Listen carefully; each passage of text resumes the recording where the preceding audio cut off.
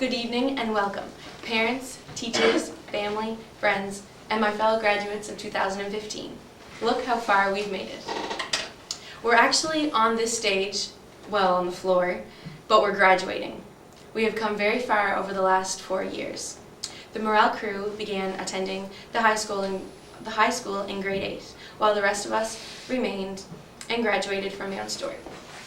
Finally, in grade 9, our class size doubled and we made new friends and began the journey of high school, and we did it together.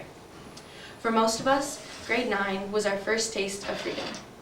We were finally allowed to go into the computer lab at lunch.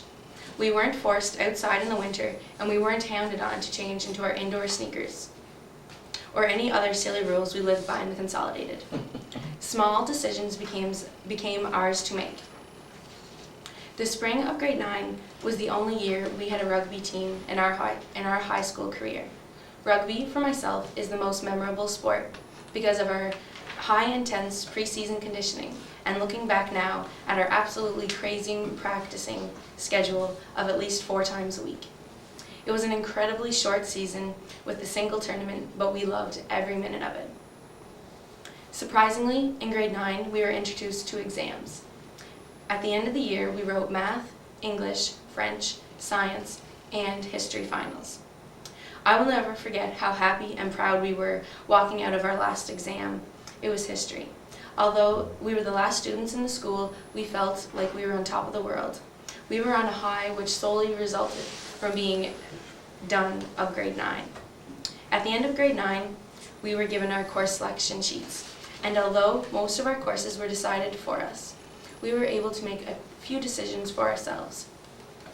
We strategically had to pick courses we needed to graduate, but also courses that would benefit our career choice. This was the beginning of many difficult decisions. Grade 10 was a lot better than grade 9. We fell into the swing of things. We weren't the youngest in the high school anymore, and our permanent nickname, Miner Niner, wasn't applicable anymore. In grade 10, we experienced another first. Our first year playing senior sports. Although we were the youngest and sometimes the smallest on our teams, we were determined to get some action on the field or court. We worked hard and showed our coaches we were capable to play with the big guys. Our persistence paid off because in grade 11 and 12, our class has some of the best athletes in the school. At the end of grade 10, we were given course selection sheets again, but this year we were essentially able to pick everything. We were trusted to take the courses we needed and wanted to take. We had another sweet taste of freedom. Grade 11 was indescribable. We were always stressed out, but we lived and loved every minute of it. It was the year we were introduced to Miss McGee and Miss Compton. Their teaching style is rapid, and we had to work hard to keep with the pace, but we did.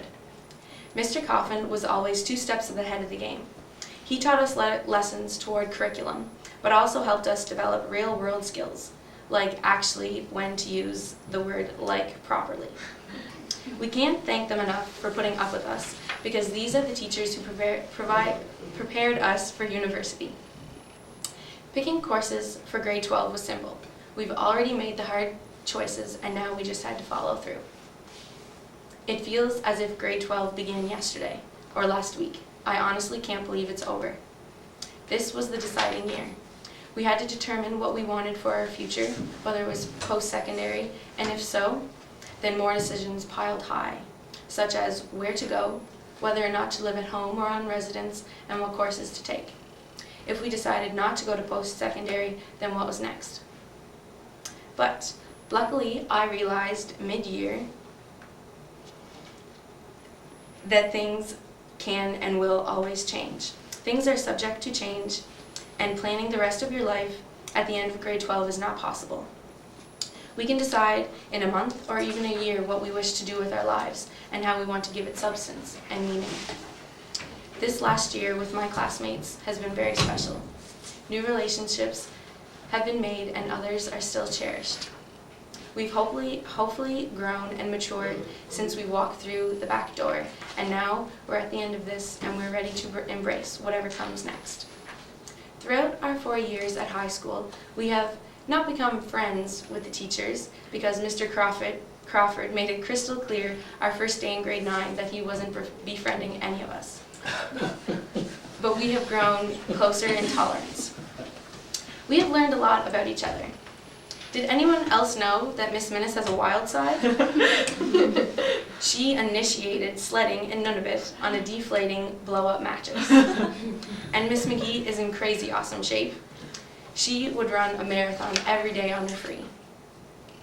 On behalf of the graduating class, I'd like to thank again our parents for giving us this opportunity and being encouraging, helpful, and supportive through our 4 years here, and the teachers as well as administration for guiding and teaching us, but not only on school-related topics, but also real-world concepts, and all the time they put in for planning and attending all of our graduation activities. We thank you. If we allow what we've been taught over the last 4 years by both our parents and teachers to inspire us, we will succeed and do amazing things. I can't honestly say that high school has prepared us for our lives after this building, but it has given us tastes of freedom when we needed them. Each year, they gave us a little bit more freedom than last. Next year, or in 3 months, we will be totally free. We will have no teachers chasing us for late assignments or tests. It will be our responsibility and nobody else's. Once said by Bill, in order to succeed, your desire for success should be greater than your fear of failure. So fellow graduates, live fearlessly, make wise decisions, and make your life everything you want it to be, because we know you all can. Congratulations, class of 2015.